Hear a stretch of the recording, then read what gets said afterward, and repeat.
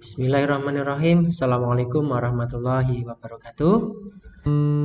Kita bertemu pada materi manajemen keuangan bab 17, yaitu membiayai aktiva lancar. Pada bab sebelumnya kita telah mempelajari tingkatan yang tepat untuk setiap jenis aktiva lancar. Pada kali ini kita akan membahas bagaimana membiayai aktiva lancar tersebut. Tujuan dari bab 17 tentang membiayai aktiva lancar yaitu menelaah berbagai jenis kredit yang dapat digunakan untuk membiayai aktiva lancar ini. Aktiva lancar ini kita bagi nanti menjadi dua, yaitu permanen dan sementara. Aktiva lancar permanen adalah aktiva lancar yang dimiliki perusahaan dalam segala kondisi sepi. Misalnya ada suatu fluktuasi penjualan, misalkan perusahaan dalam keadaan sepi, ini adalah aktiva lancar permanen. Aktiva lancar sementara adalah tambahan aktiva lancar yang diperlukan pada masa puncak musiman atau siklus. Kalau di daerah sekitar kita, di area Kudus misalnya, atau di Indonesia secara umum, siklus musiman seperti ini atau puncak musiman biasa terjadi misalnya pada akhir tahun, mendekati hari raya sampai dengan hari raya, itu biasanya muncul puncak musiman. Aktiva lancar ini diperlukan, biasanya disebut dengan aktiva lancar sementara. Bagaimana pembiayaan aktiva lancar dengan berbagai metode dan kebijakan. Metode yang digunakan untuk membiayai aktiva lancar permanen dan sementara ini memperlihatkan kebijakan pembiayaan aktiva lancar yang dijalankan perusahaan. Pembiayaan aktiva lancar dengan beberapa pendekatan, biasanya yang pada bab sebelumnya kita bagi menjadi tiga. Ada pendekatan ketat, ada moderat, longgar. Nah, pada saat ini bagaimana pembiayaan aktiva lancar dengan pendekatan moderat? Pendekatan moderat pada pembiayaan aktiva lancar ini berupaya sedapat mungkin menyamakan jatuh tempo aktiva dan kewajiban, sehingga aktiva lancar sementara dibiayai dengan utang jangka pendek non spontan. Aktiva lancar permanen serta aktiva tetap dibiayai dengan utang jangka panjang atau ekuitas ditambah utang spontan. Ini perbedaannya antara aktiva lancar sementara dengan aktiva lancar permanen dengan pendekatan moderat. Di sini aktiva lancar sementara dibiayai dengan utang jangka pendek non spontan. Sedangkan untuk aktiva lancar permanen serta aktiva tetap dibiayai dengan utang jangka panjang atau ekuitas ditambah utang spontan. Di sini ada grafik yang menjelaskan tentang aktiva lancar sementara dan permanen beserta bagaimana pembiayaannya. Nah, kalau kita bicara di aktiva lancar sementara di sini ada fluktuasi, kadang sepi, kadang naik. Ya. Nah, di sini pembiayaannya dengan utang jangka pendek yang non spontan. Sedangkan kalau kita perhatikan pada bagian ini, yaitu pada total aktiva untuk aktiva permanen,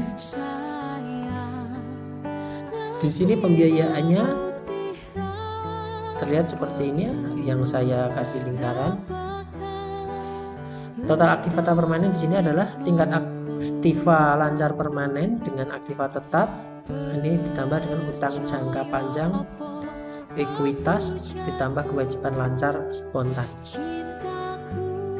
Kemudian pembiayaan aktiva lancar dengan pendekatan agresif dan konservatif. Kalau tadi pendekatan moderat, sekarang ada pendekatan agresif dan konservatif.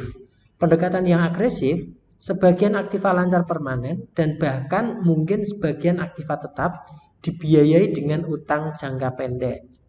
Kemudian untuk pendekatan konservatif, perusahaan menggunakan modal jangka panjang untuk membiayai seluruh aktiva tetap dan sebagian aktiva lancar sementara. Ini untuk pendekatan agresif. Apa bedanya dengan pendekatan konservatif? Coba kita perhatikan slide agresif ya dengan yang konservatif. Berikutnya, kredit jangka pendek. Kredit jangka pendek adalah setiap kewajiban yang dijadwalkan untuk dibayar dalam waktu 1 tahun atau biasanya kurang dari 1 tahun. 4 sumber utama kredit jangka pendek adalah pos-pos akrual, utang usaha, pinjaman bank, surat berharga komersial. Pos akrual. Pos-pos akrual adalah kewajiban jangka pendek yang terjadi berulang-ulang. Merupakan kredit gratis yang terjadi secara spontan. Ini kredit gratis yang terjadi secara spontan.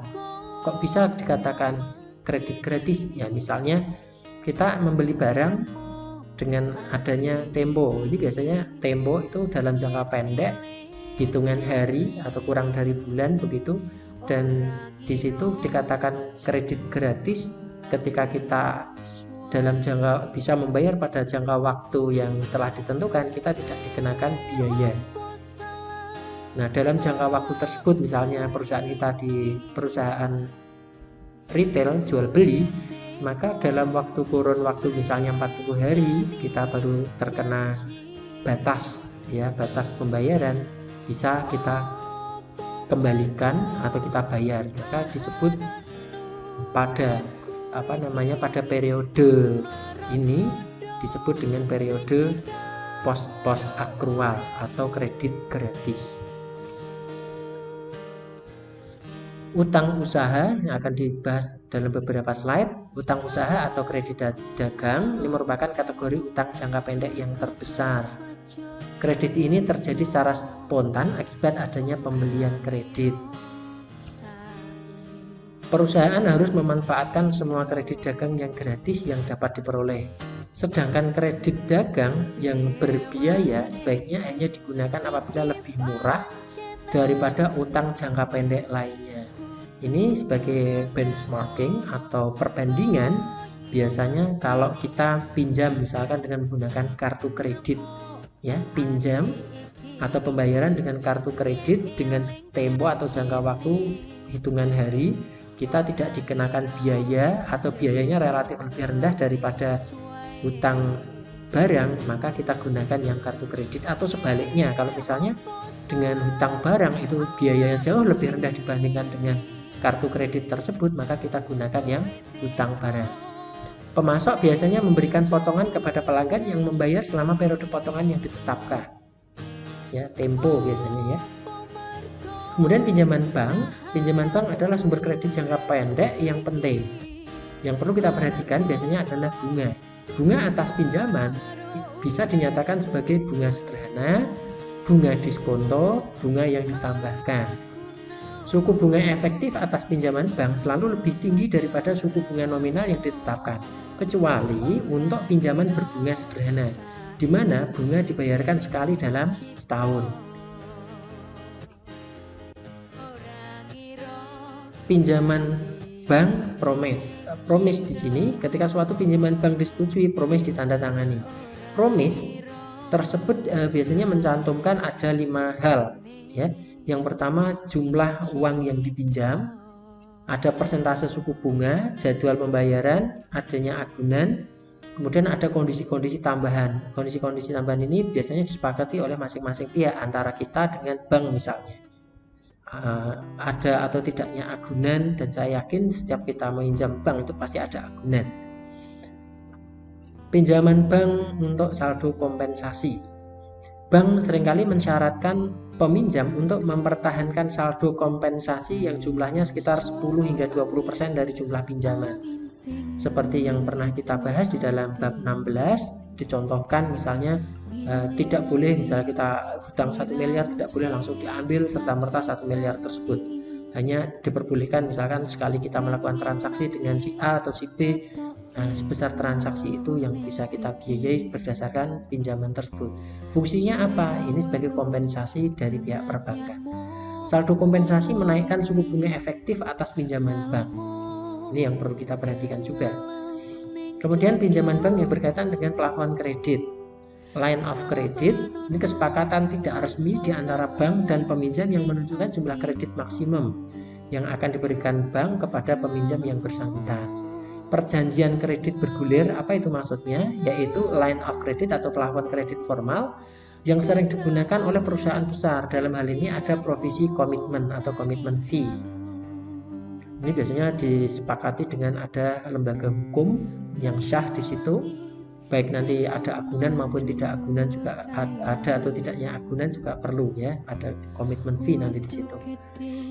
Kredit jangka pendek, kelebihan dari kredit jangka pendek di sini adalah kecepatannya dalam proses pengurusan permohonan kredit. Ini yang pertama. Yang kedua, fleksibilitas yang meningkat. Yang ketiga, kenyataan bahwa suku bunga umumnya lebih rendah daripada suku bunga kredit jangka panjang. Kenapa bisa seperti ini? Sebenarnya kebijakan dari setiap pemerintah, apalagi pada periode saat ini, periode pandemi begitu, untuk fleksibilitas dari suku bunga kredit ini fluktuatif, sangat berubah-ubah gitu ya. Kemudian kekurangan dari kredit jangka pendek, risiko ekstra yang harus dipikul peminjam akibat satu, pemberi pinjaman dapat meminta pelunasan yang harus dilakukan segera. Yang kedua, biaya pinjaman akan naik jika suku bunga naik karena adanya fleksibilitas tadi ya, fluktuatif. Kalau sewaktu-waktu naik ya ikut naik, kalau turun ya turun. Surat berharga komersial. Surat berharga komersial adalah utang jangka pendek tanpa jaminan yang diterbitkan perusahaan besar dengan kemampuan finansial yang kuat. Meskipun biaya surat berharga komersial lebih rendah daripada biaya pinjaman bank, namun surat berharga tersebut hanya dapat digunakan oleh perusahaan besar dengan peringkat kredit yang sangat kuat. Ada kalanya peminjam memandang perlu untuk meminjam atas dasar dengan agunan atau jaminan, di mana peminjam itu dapat memberikan jaminan atau agunan bisa berupa ada real estate, misalnya sekuritas, peralatan, persediaan, piutang usaha. Bisa juga nanti misalnya ada obligasi gitu ya. Kalau di tempat kita ada misalnya surat hutang, apakah bisa nanti digunakan? Ini tergantung pada sifat-sifat hukum atau badan hukum di Indonesia atau di lingkungan perusahaan itu berada. Itu untuk pertemuan kita yang berkaitan dengan Aktiva, bagaimana membiayai Aktiva lancar, telah kita bahas. Kurang lebihnya mohon maaf, semoga bermanfaat. Assalamualaikum warahmatullahi wabarakatuh.